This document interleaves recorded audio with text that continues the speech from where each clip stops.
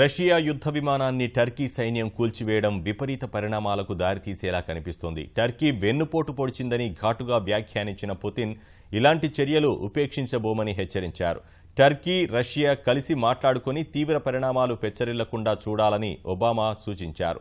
జరుగుతున్న పరిణామాలు గమనిస్తున్న ఐక్యరాజ్యసమితి పరిస్థితిని చల్లబరిచే ప్రయత్నం చేస్తోంది. ఐఎస్ఐఎస్ ఉగ్రవాదులపై సిరియాలో పోరు సాగిస్తున్న రష్యాకు చెందిన యుద్ధ విమానాన్ని టర్కీ సైన్యం నేలకొల్చింది. అనుమతి లేకుండా తమ గగనతలంలోకి రష్యా యుద్ధ విమానం SU-24 ప్రవేశించిందని పదే పదే హెచ్చరికలు చేసినా పట్టించుకోలేదని టర్కీ సైన్యం ఆరోపిస్తుంది. దీనికి సంబంధించిన చిత్రాలను ఆ దేశం విడుదల చేసింది. 5 నిమిషాల వ్యవధితో 10 సార్లు హెచ్చరిక సందేశాలు పంపినట్టు టర్కీ పేర్కొంది. తమ హెచ్చరికలు పట్టించుకోకుండా తిరుగుతున్నందునే తమ F-16 యుద్ధ విమానాలతో రష్యా విమానాన్ని కూల్చివేశామని ప్రకటించింది. టర్కీ, సిరియా సరిహద్దులో జరిగిన ఈ ఘటనలో విమానం సిరియాలో కూలింది. ఈ ప్రమాదంలో 2 పైలట్లు సజీవంగా పారాచూట్ల సాయంతో బయటపడ్డారని అంతా భావించారు. రష్యా కూడా ఈ విషయాన్ని ధృవీకరించింది. కానీ ఈ సంఘటన జరిగిన కాసేపటికే ఓ పైలట్ చనిపోయాడని సిరియాలో తిరుగుబాటుదారులు చిత్రాలు విడుదల చేశారు. ఘటన జరిగిన తర్వాత 2 పైలట్లు ఎక్కడ దిగారు, వారి పరిస్థితి తెలుసుకునేందుకు వచ్చిన రష్యా హెలికాప్టర్ను కూల్చివేసినట్టు తిరుగుబాటుదారులు చెబుతున్నారు. రష్యా సైన్యం కూడా దీన్ని ధృవీకరించింది. పైలట్లను రక్షించేందుకు 2 Mi-8 హెలికాప్టర్లు పంపినట్టు వెల్లడించింది. అందులో ఒకటి బాంబుల దాడికి కుప్పకూలినట్టు అంగీకరించింది.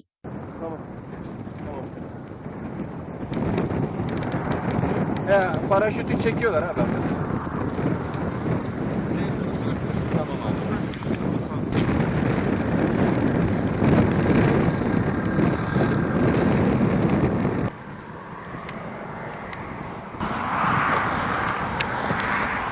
Sen yukarıdaki bir şeye dikkat et. Paraşüt olabilir orada. Sukhoi యుద్ధ విమానం కూల్చివేత సంఘటనలో అమెరికా పాత్ర ఉందని అనుమానిస్తున్న రష్యా పరోక్షంగా విమర్శలు గుప్పించింది. యుద్ధ విమానం కూల్చివేతను తీవ్రంగా ఖండించిన ఆ దేశ అధ్యక్షుడు వ్లాదిమిర్ పుతిన్ ఇది వెన్నుపోటు చర్యగా అభివర్ణించారు. ఉగ్రవాదులకు సహకరిస్తున్న వారు ఈ చర్యకు తెగబడ్డారని విమర్శించారు. టర్కీ సరిహద్దులకు కిలోమీటరు దూరంలో సిరియా మీదుగా ప్రయాణిస్తున్న రష్యా విమానాన్ని క్షిపణితో కూల్చివేశారని, ఇది తీవ్ర పరిణామాలకు దారితీస్తుందని హెచ్చరించారు. టర్కీ, రష్యా సంబంధాలపై ప్రభావం ఉంటుందన్నారు. తమ యుద్ధ విమానం నుంచి టర్కీకి ఎలాంటి ముప్పు లేకున్నా ఈ కవ్వింపు చర్యకు పాల్పడ్డారని పుతిన్ పేర్కొన్నారు.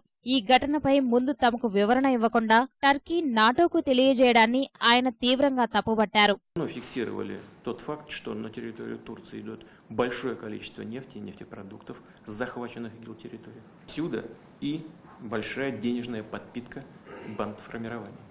Теперь еще и удары нам в спину, удары по нашим самолетам, которые борются с терроризмом. Мы, конечно, внимательно проанализируем все, что случилось. Конечно, трагическое событие будет иметь серьезные последствия и для российско-турецких отношений.